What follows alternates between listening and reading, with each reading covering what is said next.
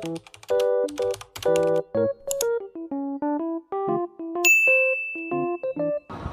everyone, Assalamu alaikum and welcome to my another video. তো আজকে সকাল সকাল ঘুম থেকে উঠেই প্রতিদিনের মতো শুরু হয়ে গেল বৃষ্টি। আমাদের এখানে আগে বেশি একটা বৃষ্টি না হলেও এখন প্রায় বেশিরভাগ সময় বৃষ্টি হয়। বিষয়টা বেশ ভালোই লাগে। বৃষ্টি কার না ভালো লাগে, বৃষ্টি সবারই ভালো লাগে, সাথে আমারও বৃষ্টি খুব বেশি ভালো লাগে। তো বৃষ্টির মধ্যে সাধারণত অনেক কিছু আমার তো খেতে ইচ্ছে করে, এসব ভাজা অনেক কিছু। তাই মাকে বললাম একটু পিঠা বানিয়ে দাও, যার কারণে মা চলে আসলো রান্নাঘরে তেলের পিঠা বানাতো। এটা হচ্ছে গুড়ের তেলের পিঠা, এটা গুড়ের। তো এটাই মা বানাচ্ছিল।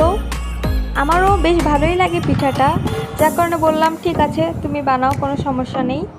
যদিও মিষ্টি জিনিস আমরা বেশি একটা খেতে পারি না, আমিও খেতে পারি না, সাথে আমার বোনও মিষ্টি জিনিস খেতে পারে না। আমাদের দুজনের একজনেরও মিষ্টি জিনিস একদম ভালো লাগে না।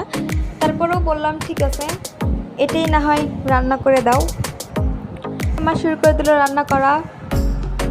এখানে ভেজে নিল, দেখতে বেশ ছিল আর খেতেও কিন্তু ভালোই মজা হয়েছিল। তো আমরা দুজন মিলে ছটপট খেয়ে নিলাম। আর বাইরে তো খুব সুন্দর বৃষ্টি হচ্ছে। বৃষ্টির মধ্যে ঘরে ছিল, যার কারণে রুমটাকে একটু পরিষ্কার করলাম।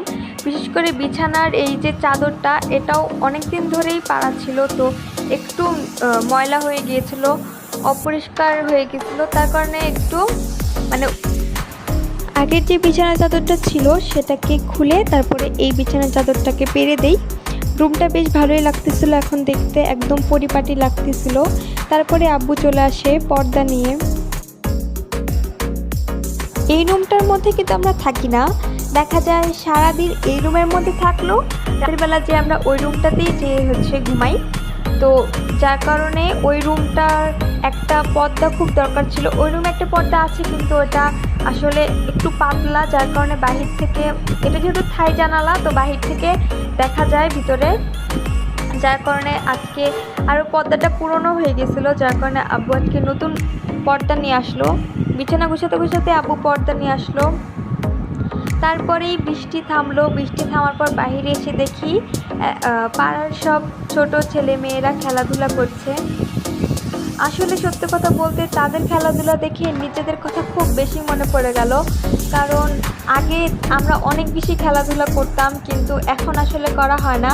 যে যার মতো ব্যস্ত হয়ে পড়েছে, সবাই পড়াশোনা নিয়ে আরও সবার লাইফে ব্যস্ত হয়ে পড়েছে, যার কারণে এখন আসলে আগের মতো সেই খেলাধুলাটা হয় না।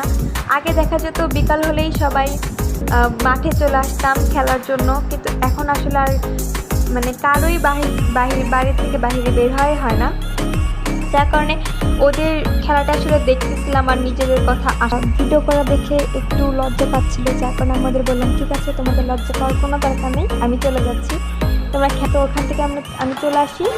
আসার সময় আমার বাড়ির সামনের এই গাছটাতে এত ফুল ধরছে, আপনারাই শুধু দেখেন। গাছটা একদম বৃষ্টিতে আছে আর এত সুন্দর লাগতেছিল দেখতে। পুরোটা গাছ শুধু ফুল আর ফুল, এই দৃশ্য দেখে আর কি বলবো, তাই একটু ভিডিও করলাম। এত সুন্দর লাগতেছিল।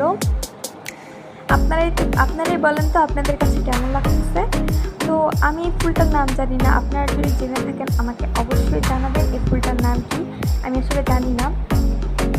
তো যাই হোক, আজকের ভিডিওটা ছিল এই পর্যন্ত। আশা করি আপনাদের সকলের অনেক বেশি ভালো লেগেছে। যদি ভালো লেগে থাকে তাহলে আমার চ্যানেলটিকে সাবস্ক্রাইব করে আমার পাশে থাকবেন, এবং আমার ভিডিওটি এতক্ষণ পর্যন্ত দেখার জন্য সকলকে অসংখ্য ধন্যবাদ।